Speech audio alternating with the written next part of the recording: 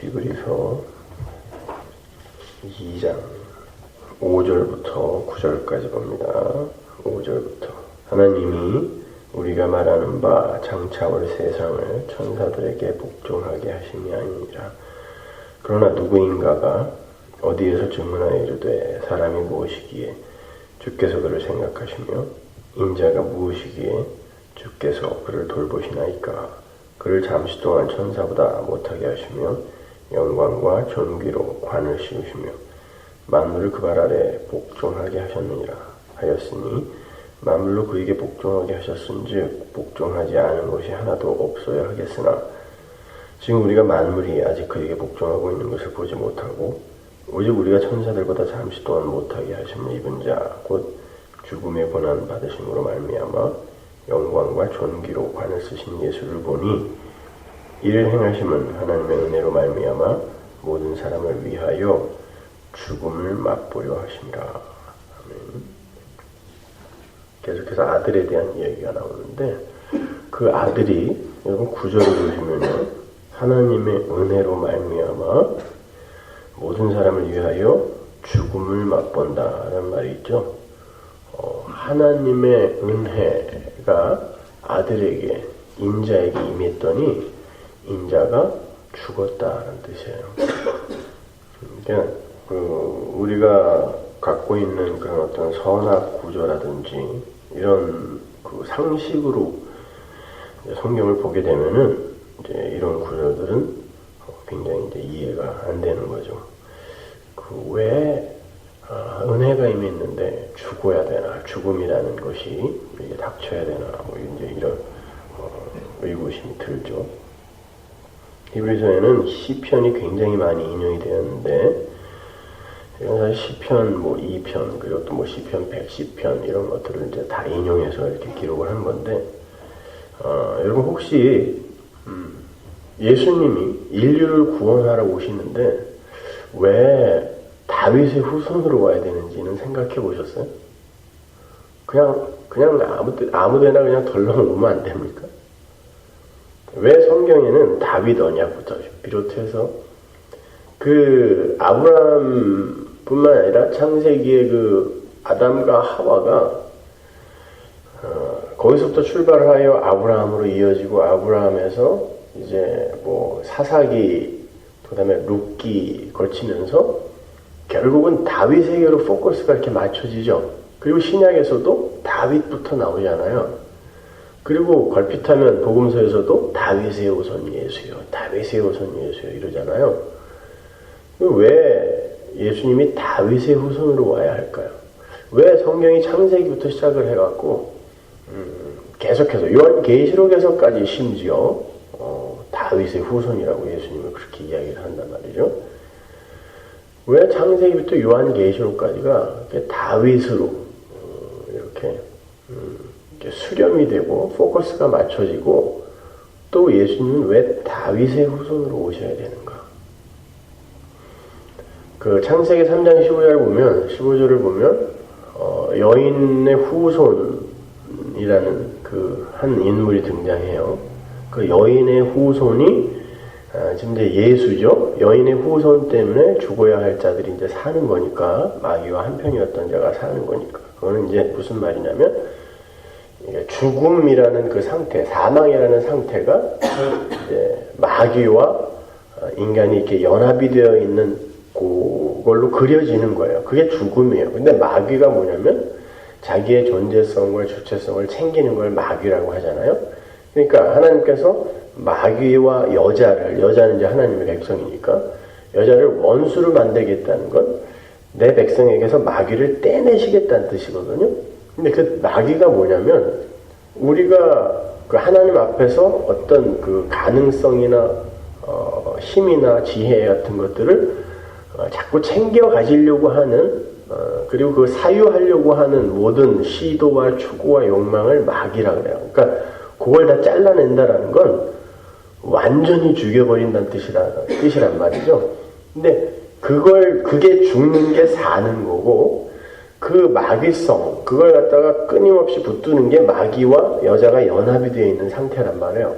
그러니까 복음이 뭐냐면 왜 창세기 3장 15절을 그 훌륭한 신학자들이 원시복음이라고 이름을 붙였냐면 그 마귀성을 떼내는 게 바로 우리가 사는 길이다라는 것을 그게 이제 복음이니까 그걸 가장 원시적으로 그려놓은 게 바로 그 한 절이기 때문에 창세기 3장 15절을 원시복음이라고 그래요.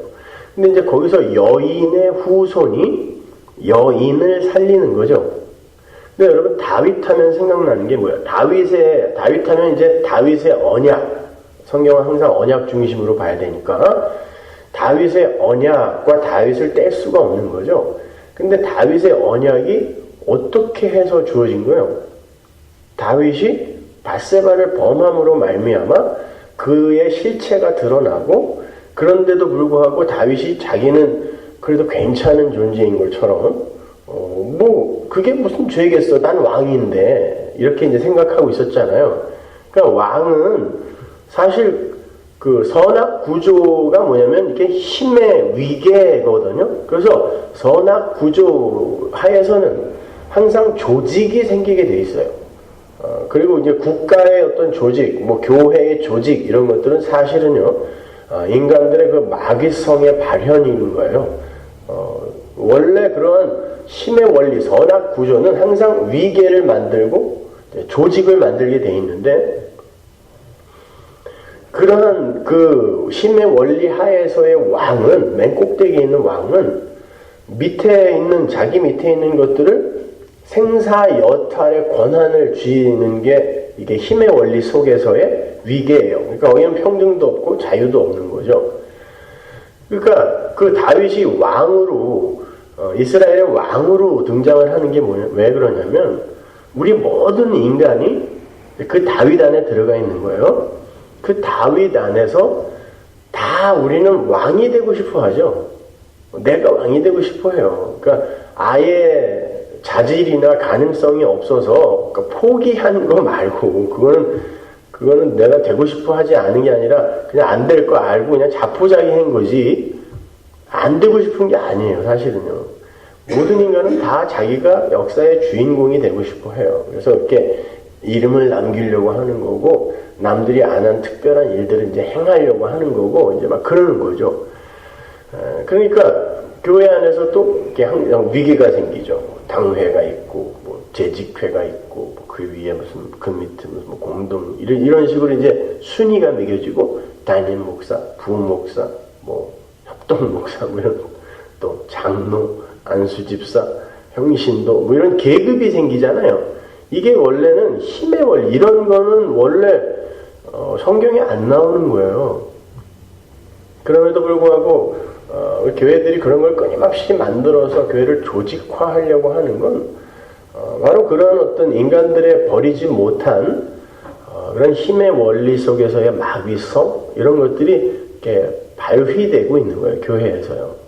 그러니까 이제 그게 힘이다라고 생각하니까 엊그저께 우리 그 한국에 계신 선배 목사님이 자기가 한 2년 동안 잘 이렇게 키워놓은 장로 후보자를 옆에 있는 대형 교회에서 뭐 한 8만 명 되는 교회라는데 거기서 홀랑 데려가갖고 일주일 만에 장로를 시켰대요. 그래서 어떻게 그렇게 될 수 있냐 그랬더니 1억 5천만 원을 헌금을 개인적으로 해갖고 자기가 훈련을 다 시켜놨는데 거기에서 홀랑 데려다가 그러니까 그분도 그렇죠. 한 200명 되는 교회에서 장로하는 거와 8만 명 되는 교회에서 장로하는 거는 또 이게 가오가 다르잖아요. 그러니까 1억 5천을 주고라도 하겠다 싶어 이제 간 거죠. 뭐 그냥 막 화가 나가지고 막 전화를 하셨더라고요. 근데 원래 다 그 사람들이 그런 거 모르셨어요. 그랬더니 아니 그래도 그렇지 사람이 정리가 있는 거지 2년간 나와 함께면 사람 믿지 마세요. 그러니까 그게 뭔데 도대체 장로 그걸 그렇게 1억 5천씩 주고 해야 되는 거예요. 그거. 근데 그게 바로 이 힘의 원리 속에서 왕이 되고 싶어하는 우리 인간들의 마귀성이죠. 그러니까 그게 다윗이에요. 근데 왜 이 죄지은 여인의 후손, 죄지은 다윗의 후손으로 예수가 와야 되냐면 그 죄인 때문에 오는 이라는 의미에서 후손이에요. 그 죄인이라는 이 원인 때문에 오셔야 하는 분. 그러니까 그걸 후손이라 그러는 거죠. 그러니까 다윗은 우리가 본받아야 할 존재가 아니라 하나님의 그 엄청난 언약 속에서, 구속사 속에서, 그 속에서 인간이 얼마나 추악하고, 왜 후손이 오시지 않으면, 그의 후손으로 그를 구원할 자가 오지 않으면 그는 죽을 수밖에 없는가를 보는 그런 인물이 되어야 하는 거지. 다윗의 다윗을 우리가 본받아야 할 존재가 아니에요. 무슨 사울을 죽일 기회가 2번이나 있었는데 안 죽이고 나왔다고. 그리고 얼마나 자기가 기특했겠어요. 야, 내가 2번이나 죽일 기회가 있었는데 내가 살려줬다. 하나님은 그거 원하는 게 아니에요. 차라리 벌써 찔러 죽이고, 하나님, 저는 아무리 참으려고 해도 진짜 참아지지가 않네요, 이 왼수가. 이걸 하나님이 원하는 거지. 그렇다고 반하는 대로 그냥 막 하는 얘기는 아니에요, 또. 그렇게 할 수도 없어요, 또 성령이 들어가 있는 자는. 하나님이 원하는 건 하나님의 은혜가 아니면 우리는 도저히 살 수 없습니다라는 고백을 하는 자식을 원하는 거지. 나는 하나님이 힘을 주셨기 때문에 하나님의 자녀로서 이만큼 살아내고 있네요. 이걸 자랑하려고 하는 게 아니에요. 예를 들어서 제 아들이 장애가 있어서 제대로 걸음을 못 걸어요. 그래서 걸으면서 항상 이제 길거리에 있는 동네에 주차되어 있는 차들에 이렇게 넘어지기도 하고 또 발에 찬 그 부착물 때문에 기스도 내고 항상 그런다고 해보자고요. 근데 제가 굉장히 부자예요. 그 동네 차를 다 살 수 있을 만큼. 그래서 제가 동네 사람들에게 선언합니다. 우리 아이는 자기 힘으로는 제대로 걸을 수가 없기 때문에 여러분들의 차에 그리고 여러분들의 집에 혹시 이렇게 손상을 입힐 수가 있는데 그때 제가 다 책임지겠습니다. 여러분들이 원하는 대로 내가 다 해줄 테니까 티코를 손상시켰는데 그랜저를 사달라고 그러면 내가 그렇게 할 테니까 나는 그만큼 능력이 있으니까 우리 자식이 그렇게 한 거는 이해를 해주세요. 그랬다고 해봐요.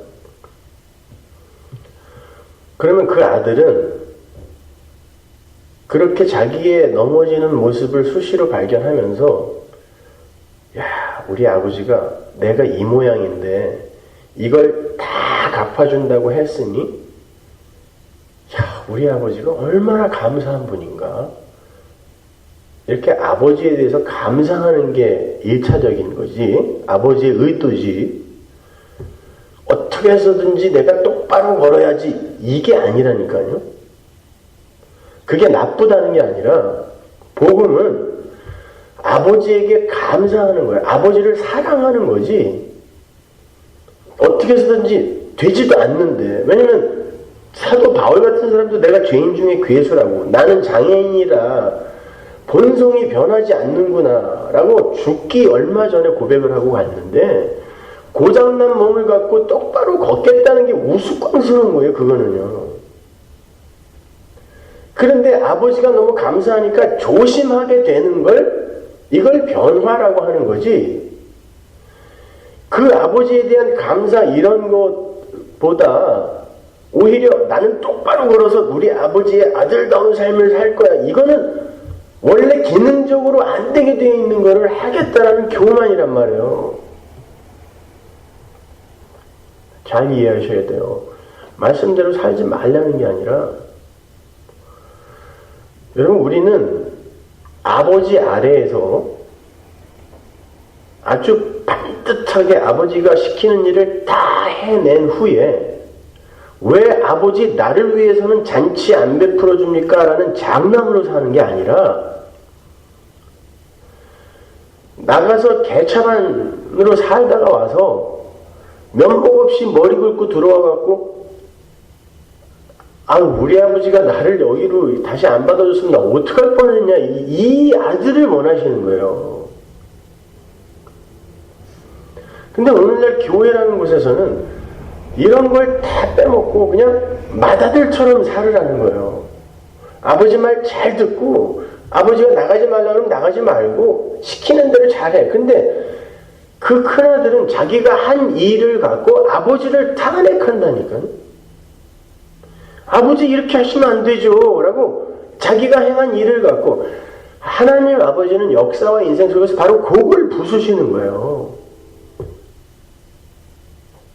하나님을 가르치려고 하는, 그러니까 이사야서나 선지서서 같은 데 나오잖아요. 너희가 도대체 누구길래 니네 아버지를 가르치려고 하니? 너희가 누구간데 아버지의 모사가 되려고 하냐 그러잖아요. 하나님은 그거를 깨시는 거예요, 여러분. 그러니까 우리는 그 아버지의 은혜를 자랑하고 찬송하는 자가 돼야지, 내가 아버지 앞에서 자랑스러운 자가 되겠다라는 그 지점으로 먼저 달려가면 안 되는 거예요. 그렇게 되면 인간은 항상 그 힘의 원리 속으로 다시 들어가요. 그러니까 다윗이 그러잖아요. 하나님의 마음에 합한 자다. 욥기처럼 하나님이 그렇게 제시하고 들어가세요. 그래놓고 다윗이 한 훌륭한 일들을 막 나열을 하잖아요. 물맷돌 5개로 골리앗의 이마를 뚫은 거,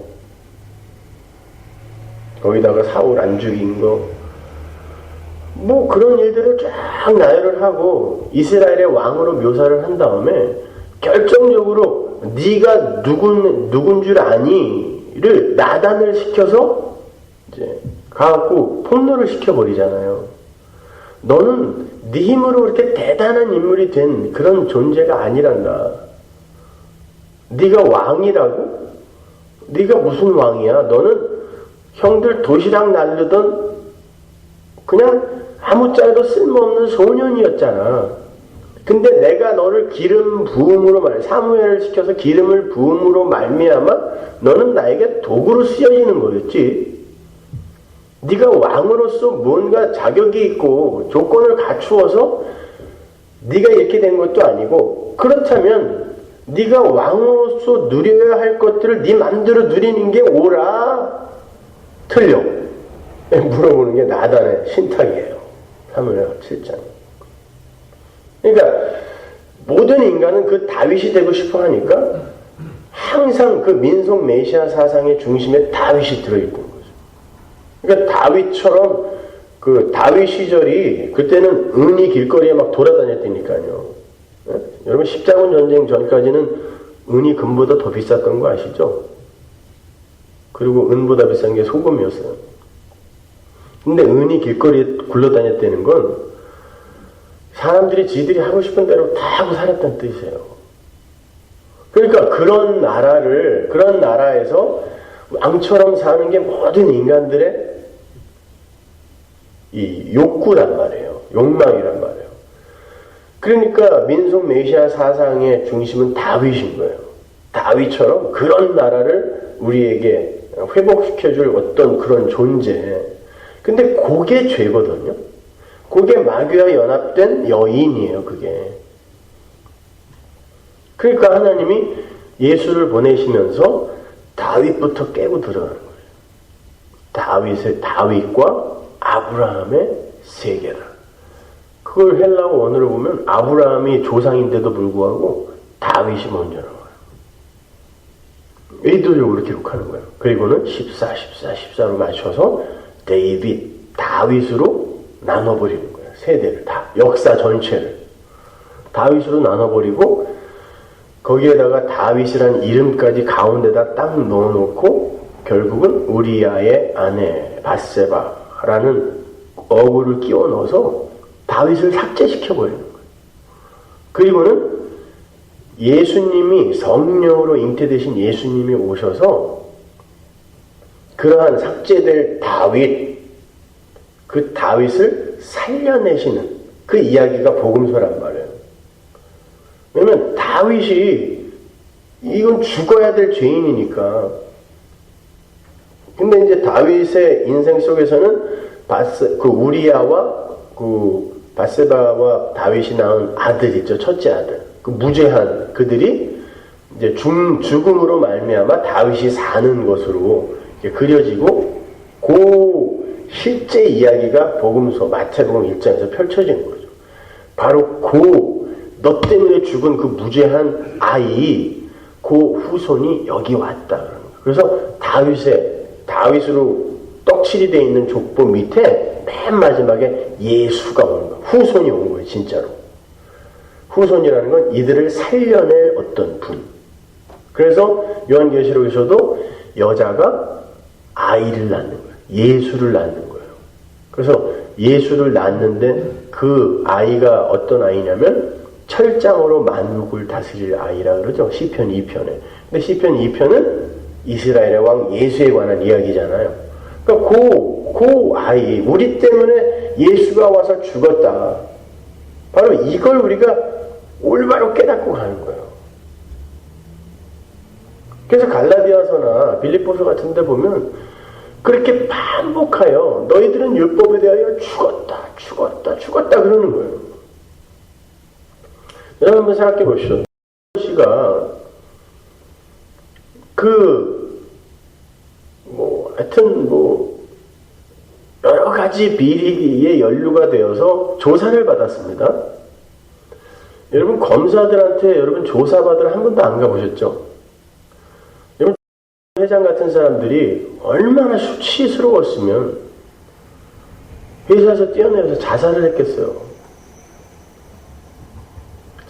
그 친구분이 어디에서 글을 쓴 걸 보니까 전화번호부로 그래도 한 나라에서 손가락 안에 든 재벌 회장인데 새파란 검사놈이 전화번호부 책으로 머리를 톡톡 치면서 그렇게 욕을 하면서 여러분 전직이라고 해서 말은 예우를 해주겠지만요 그 속에 담겨있는 비아냥이 얼마나 사람을 기분 나쁘게 하는 줄 알아요.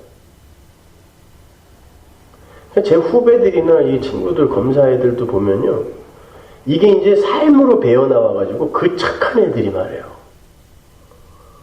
말 속에서도 그냥 나는 너희보다는 굉장히 훌륭하고 괜찮은 사람 이게 다 들어가 있어요. 뭐 다 그렇진 않겠지만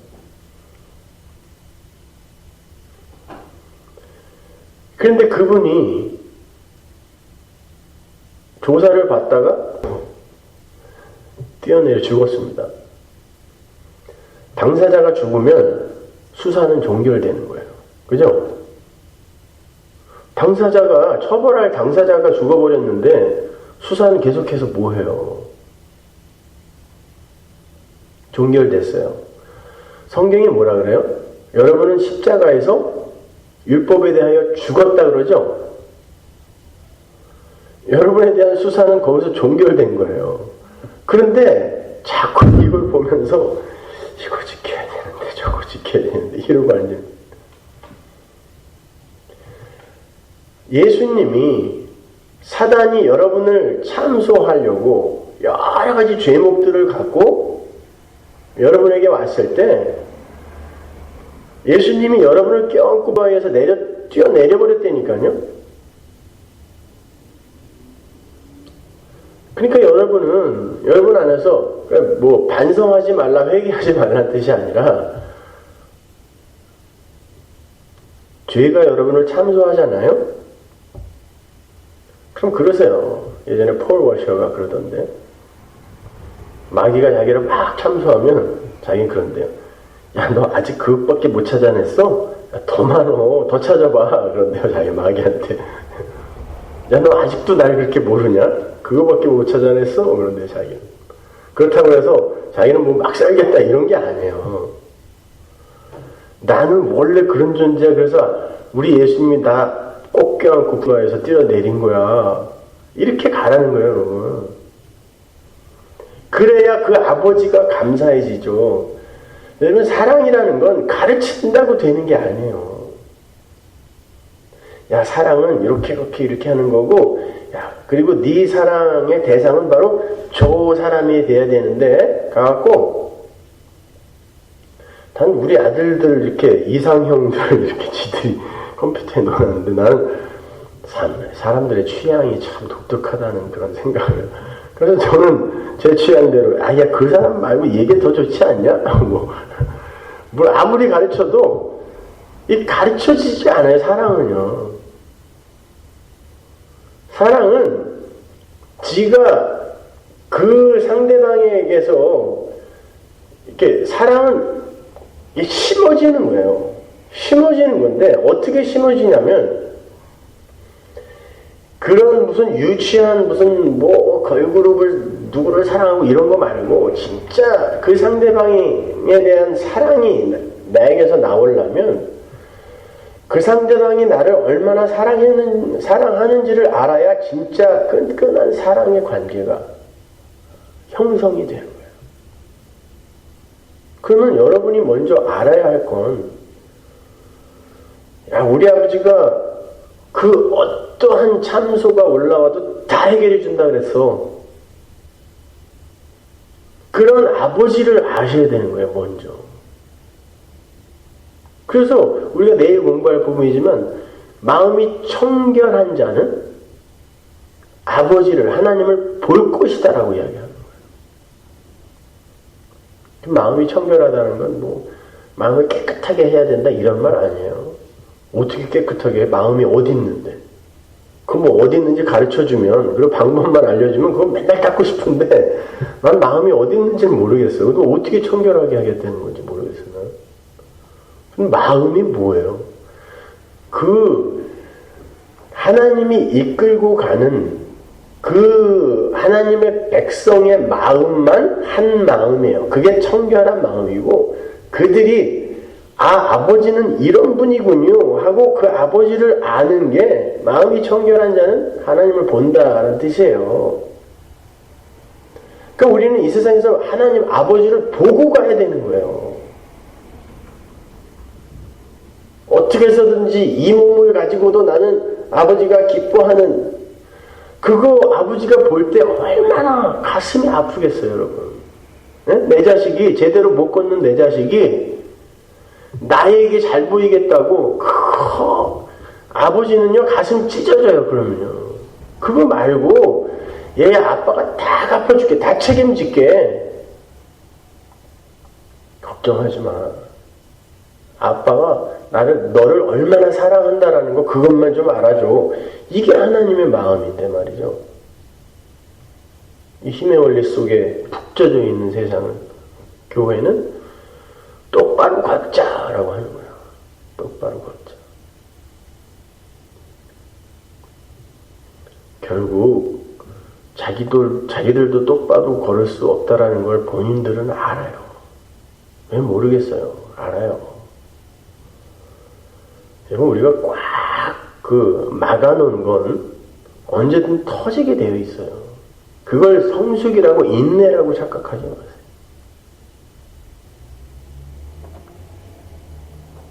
제가요, 미국에 오기 얼마 전부터, 하여튼, 내가 이 하나님의 은혜를 올바로 깨달았다라는 이런 시점부터 저는 가요라는 걸 한 번도 들어본 적이 없어요. 불과 재작년까지예요. 그래서 무슨 노래가 어떻게 나왔는지, 가수가, 저는 아예 TV를 안 봤으니까요. 키지를 않았으니까. 그런데 어느 날 양복을 어떤 분이 이렇게 하는 걸 해줬는데, 그 양복점에 갔는데요, 제가 500번째 손님이래요. 500번째 손님에게는 노래방 기계가 선물로 준비되어 있어요. 난 생전 처음 복권을 꼴찌도 안 받고, 난 뭘 이렇게 뽑으면 된 적이 없는데 깜짝 놀랐어요. 제가 거기에 당첨이 된 거예요. 그래갖고 그 노래방 기계를 시커먼 걸 하나 받아갖고 왔는데, 이거를 어디다 써야 되냐. 그래도 받았으니 한번 쓰자. 그래서 연결을 해갖고 마이크를 한번 딱 잡았는데, 웬걸요? 다 생각나더구만요. 그래서 급기야 콘서트에서까지 그냥 난 다 잊어버렸을 줄 알았거든요. 한번 딱 터지니까 고향이 그리워도 못 가는 신세부터 시작해서 다 나와요. 여러분 우리의 본성은요 예수를 믿는다고 변하는 게 아니에요. 내 안에 예수가 들어오시는 거예요. 그 예수가 들어와서 나를 죽여내는 거예요. 그래서 예수님이 은혜를 받은 자로서 최초의 죽는 자로 등장하는 거예요. 그게 오늘 본문의 이야기예요. 아버지의 은혜가 아들에게 임했더니 아들이 죽어요. 그래서 사도 바울도 그러는 거야. 나는 날마다 죽는다. 날마다 죽는다. 왜 죽어요? 날마다 살아야지. 날마다 죽는 거예요. 그게 부활 신앙이에요, 여러분. 내가 부활에 이르려 아버지의 그 부활의 권능을 알려하여 나는 맨날 죽음에 던지운다라고 사도 바울이 고백한 게 뭐냐면 맨날 나를 쳐서 하나님이 기뻐할 만한 성숙한 삶을 내어놓는 그런 사람이 되겠다는 뜻이 아니라 부활신앙이라는 건 우리 주님께서 나를 마귀가 참수하는 모든 사건 이런 가운데에서 나를 끌어안고 부엉이 바위에서 뛰어내리셨기 때문에 나는 그 모든 율법에선 자유로워졌고 이제 예수를 머리로 한 예수의 지체로 다시 살았기 때문에 나는 그 어떤 그 마귀들의 참수에서도 자유롭다. 이게 부활신앙이에요. 그러니까 어떻게 해서든지 내가 깨끗하고 선하게 잘 살아내야지. 이게 아니라 그렇게 살지 말라는 게 아니라 이게 부활신앙이 아니라 나는 부활한 사람이니까 그렇게 살아야지가 아니라 나는 예수 안에서 죽고 예수 안에서 부활했기 때문에 내가 하는 그 어떤 행위도 하나님을 기쁘게 할 수 있는 게 아니고 하나님을 화나게 할 수 있는 게 아닌 나는 없음으로 삭제된 자다. 이게 날마다 죽는 거예요. 이게. 그걸 부활신앙이라고 그래요. 왜? 예수 안에서 산 나를 인식하는 신앙이라고 하거든요. 근데 기독교는 굉장히 오해되어지고 있는 거예요. 지금요. 근데 인간들은요. 이렇게 십자가를 설교하잖아요. 얼마나 악한지 그 십자가까지도 이용해 먹어요. 그래. 십자가가 우리를 자유케 했으니 맘대로 살아야지. 이 인간이에요. 그렇게 해서 맘대로 살아야지 하고선 맘대로 사라지는 사람이 불신자예요. 분명 우리는 그런 모습을 본인 안에서도 발견할 거예요. 야, 이제 맘대로 살아도 되겠다. 근데 그렇게 안 사라지는 자기의 삶 속에서 내 안에 들어온 그 진짜 예수를 발견하는 거예요. 그리고 예수를 자꾸 사랑하는 이가 돼야 되는 거예요. 사람들 다 떠나도 그 예수만은 내 옆에서 꼭 붙어서 네가 내 신부야. 사람들이 다 너를 보려도 나는 너를 사랑한단다. 이 음성을 들을 수 있어야 돼요. 여러분의 진짜 신랑이신 예수가 나는 누가 뭐래도 너를 사랑해. 너는 남들이 그렇게 계달의 장막이라고 욕하고 검둥이 노예라고 욕하는 술람미지만 나는 그래도 널 사랑해. 왜? 그냥 사랑해. 내가 널 사랑해. 이거 알고 가는 거예요. 분명히 성경에서 구수인이 어떻게 자기의 피부를 희게 하겠느냐? 안 된다 그랬잖아요. 그것만큼 너희들의 힘으로 하나님을 기쁘게 할 수 없다. 의인이 될 수 없다 그랬단 말이에요. 근데 오늘날 성화론이라는 건 야, 왜 안 돼? 마이클 잭슨도 하얗게 되더라. 어떻게든 만들어보자. 이러고 있는 거예요. 빡빡 밀어서 깨끗이 하얗게 만들려는 거예요. 우리의 힘으로. 오히려 그거 안 된다는 거 알고 이런 모습인데 왜 하나님 날 사랑하십니까? 응? 왜 날 사랑하나? 그 고백하는 거예요. 그래야 신랑이 좋아지지. 언제든지 회초를 들고서 너는 내 마누라니까 내가 원하는 대로 똑바로 못 걸으면 아주 죽일 거야. 이거는 사랑해서 말 듣는 게 아니라 무서워서 말 듣는 거잖아요. 그게 무슨 부부예요. 남편한테 저 터질까봐 그냥 남편 비유나 잘 맞춰주는 거, 이거를 하나님이 그걸 원하시겠어요, 여러분? 그런 사랑 원하세요? 그러려면 뭐하러 부부의 연을 맺어요? 그냥 하녀를 하나 두지. 돈 주고 시키면 다 하는 그런 하녀. 부부라니까요, 하나님과 우리는. 부부는 사랑해야 돼. 한 몸이 돼야 되잖아요. 그래서 하나님이 우리의 신랑이 되셔서 그렇게 사랑해 주시는 거예요. 내 사랑 제발 알아먹고 나를 사랑해 달라고. 하나님은 우리의 진심에서 우러나오는 아버지 소리 이 한마디 듣고 싶어서 지금 역사를 이렇게 계속 운행하시는 거예요. 어저께 칠레에서 화산이 폭발해가지고 어마어마하게 지금 막 대재앙이다 뭐다 해가지고 또 그러던데, 그 사진을 누가 찍어서 참 올려놨는데 화산이 빵 폭발을 하는데 하늘에서 번개가 온 세상을 다 덮고 있는 번개가. 여러분, 그런 날이 우리의 삶에 언제 닥쳐있지 몰라요. 근데 그 속에서, 그 대재앙 속에서 우리가 이미 건져졌다니까요. 여러분은 예수의 지체로 살기 때문에 그런 대재앙, 지옥은 여러분의 육신만 태울 수 있지, 진짜 예수의 지체로 살아난 여러분은 건드리진 못해요. 왜냐면 그건 하늘의 것은 이 어떤 재앙과도 관계가 없는 것이기 때문에 여러분은 그렇게 살아난 사람들이에요. 그러니까 뭐가 겁나요? 그러니까 세상 그런 것들의 판단이나 뭐 평가 이런 것들에 휘둘리지 마세요. 그냥 그러려니 하고, 세상이 그런 거지. 뭐 인생 뭐 있어? 없어요. 아무것도 없어. 보면은 다 쓰레기예요. 쓰레기.